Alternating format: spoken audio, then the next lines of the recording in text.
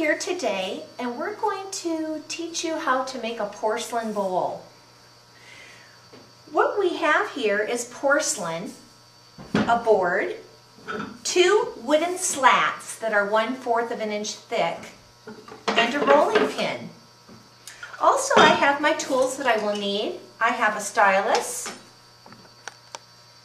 a loop tool, which will be my cutaway tool, a larger loop tool, and a razor blade.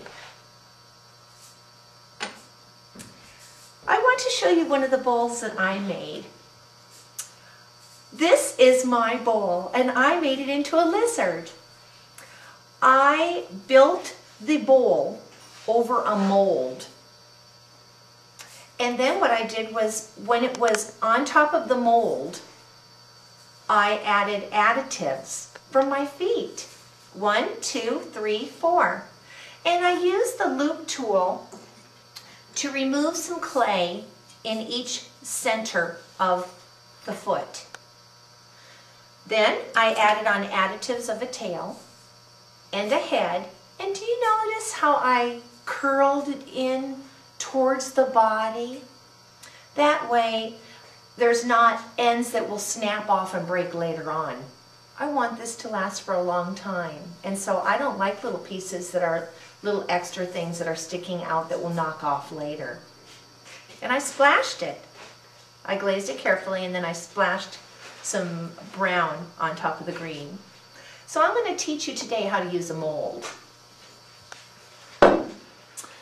This is a mold made out of plaster. And what someone did was they took a bowl and they filled it all the way to the top with plaster Paris. And then they took the bowl off, and when this hardens, it just hardens really fast. You have a plaster Paris mold. This is a mold that somebody made with clay. They took a very little bowl, very flat bowl, and they put clay on top of it, and when it hardened, they removed it, and they cooked this, and this is a mold that somebody could use. But what I like to do is I like to go and get paper bowls from the store, that we can reuse them over and over again. There's many kinds.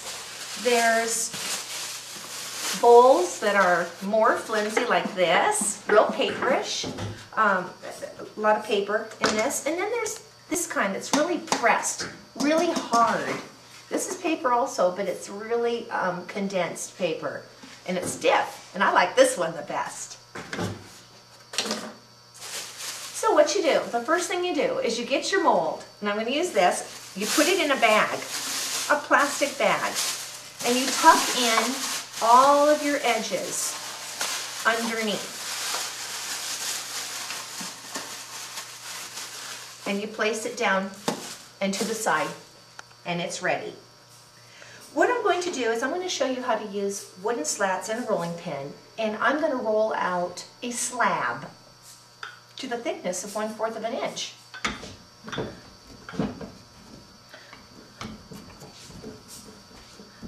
This is porcelain clay that I'm working with.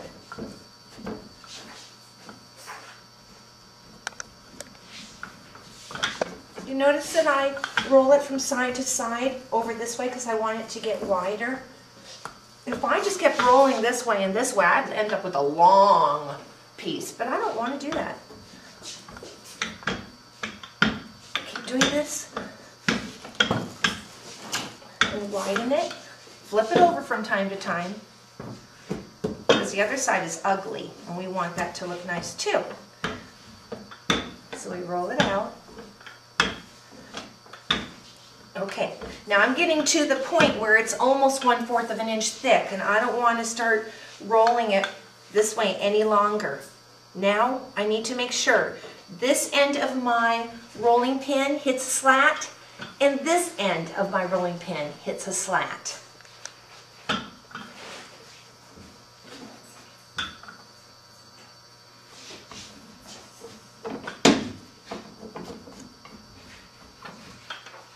And if it gets a little too wide, you just cut off an end.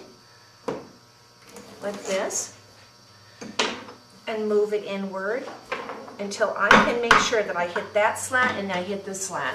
That's very important.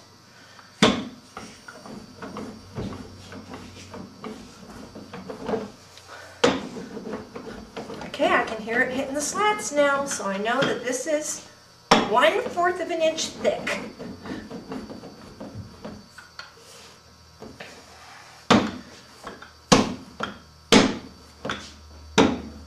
Good. All right, I know my other side is very neat and this side is very neat. Now what we do is we take our mold that has our plastic bag on it. The reason why we put the plastic bag on there is so it won't stick. And then we can take our bowl off very easily. Sometimes your clay will stick right to the mold and you can't get it off until it's dry. But we don't want that. So, I pick it up. Ooh. Ooh, I have a problem here.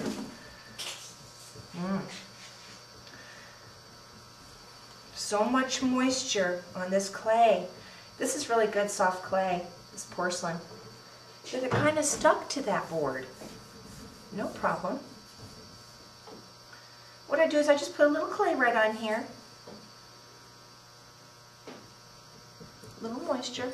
And I'm plugging that hole. So if that ever happens to you, don't you worry about it. Clay is very flexible and we can repair. No problem.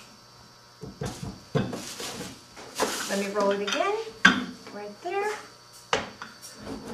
There, you can't even tell. I repaired it.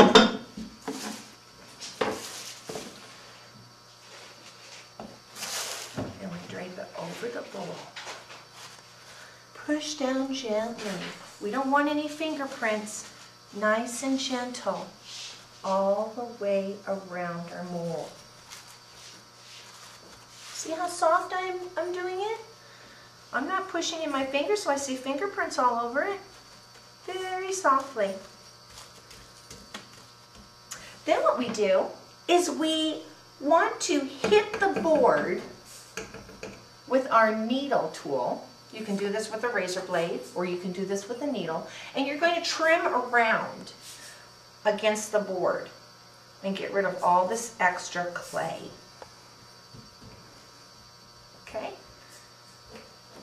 I'm touching the board. I can feel it. It's okay. It doesn't have to be all equal because we're going to straighten that line up in a little bit. Put this slab over here. We might need it later. Okay. And so, oh, see how this plastic goes over here? Remember, when you do it, make sure it's tucked in here. Nice and tight. Do you see that? So you don't have any plastic that's sticking out. It will be easier for you to cut that way. Remember what I said about this does not have to be cut perfectly. Just get it as close as you can. But do you notice I didn't cut it up here against the bowl? It would have been uneven. I cut it against the wood. Okay. Now what we're going to do is, when it's sitting here like this, it is hardening up. I would say to firm up for 1 hour. So if you know that you're going to be walking away and coming back to it another day, you would put the whole thing on the mold into a bag, like so. Collapse all air out of it and put this away. But if I was still going to be working on it, then I would leave it out and let the air firm it up.